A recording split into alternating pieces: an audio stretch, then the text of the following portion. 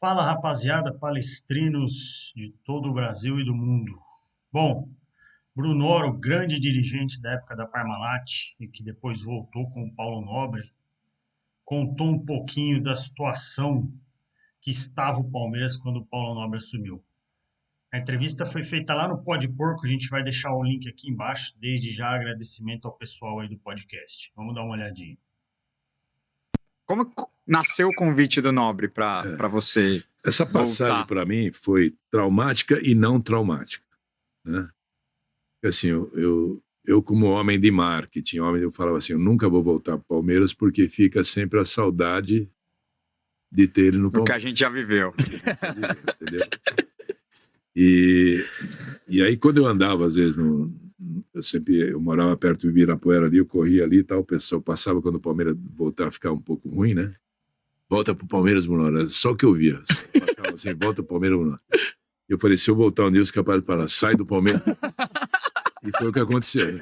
Então, assim, mas o Paulo insistiu tanto que eu fosse, né? A situação do clube estava ruim, mas eu não imaginava que estava tão ruim.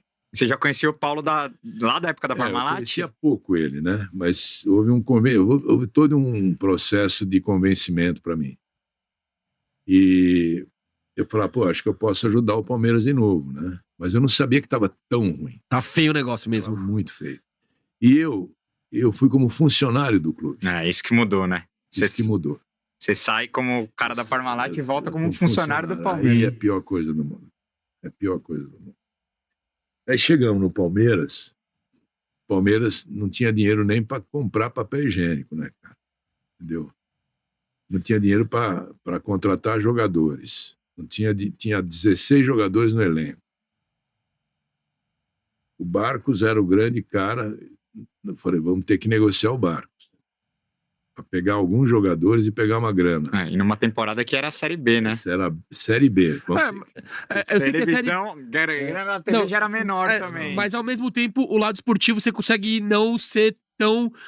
ter um time tão bom para alcançar o objetivo, né? Mas você vai ver agora a complicação. O que acontece? Aí a gente não tem dinheiro em caixa, não tem dinheiro nada. O Barcos era o grande ídolo. Vamos ter que vender o Barcos. Aí e o Barcos, não, na realidade, ele nunca falou isso na mídia, mas ele não queria jogar no Palmeiras porque na segunda divisão ele achava que não ia ser convocado para a seleção argentina. Mas onde ele ia ser convocado? Não, o Barcos era muito bom de bola, cara muito técnico. Mas ele falava tanto que ele falava da visibilidade, né? Ele achava que jogando na Série A, por isso que ele vai pro Grêmio. Ele achava que no Grêmio... Porra, mas ele é pra seleção argentina, irmão. Mas aí sobrou para mim, entendeu? Porque eu tive que negociar. Sim. E tive que negociar, assim, pegando alguns jogadores médios, 5 jogadores, e o Moreno, que era o cara bom, acabou não vindo. Que é o pai dele deu aquela entrevista lá infeliz. Entendeu? E aí o que acontece? Mas só que a gente ficou com o percentual do Moreno. Isso eu não sabia. Você sabia? A gente ficou com o percentual do Moreno. Isso eu não sabia. Porque só vem 4, né? Só vem 4. E assim, a gente tava com 18 jogadores no elenco, 4 já ficou 22. Para montar o time para a Série B. Sim. Né? Só que a gente jogava Libertadores também. Sim. Eu não tinha dinheiro. Então... E 2 ajudaram bem, né? O Wilson e o Leandro ajudaram. O Rondinelli não. E o Léo Gago. O Léo Gago tem que chutava forte fora da área, canhotinho. Deu para equilibrar o elenco para a gente subir. Sim. Porque a minha ideia era o seguinte, era subir sem susto. Não, e subir e o objetivo alcançado. Sem susto, entendeu? Depois a gente ia ver o que ia fazer. E a gente não tinha dinheiro, todas as cotas de televisão, o Palmeiras já tinha pego antes. A federação tinha pego antes, ela não tinha caixa. A Kia saiu. Então o Paulo Nobre teve que pôr uma grana pesada. Ele tirou do próprio bolso dele. Rapaziada, só um comentário aí. É impressionante o mal que administrações ruins podem fazer para uma instituição, para uma empresa, né? Olha a situação que a gente estava 8 anos atrás. Lamentável. Graças a Deus, tudo mudou. Com juros baixíssimos e tal. Ele salvou o Palmeiras.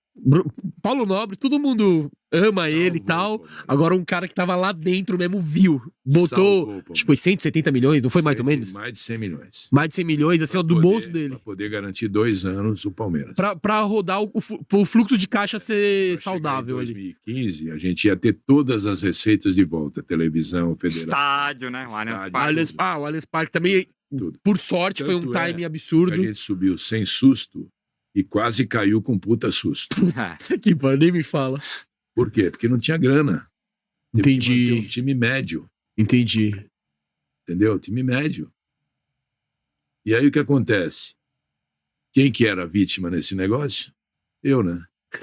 Tudo culpa do Bruno Oro. Tudo culpa do Bruno Oro. Então aquele negócio vem pro Palmeiras do Bruno Oro, sai do Palmeiras do Bruno Oro. Né?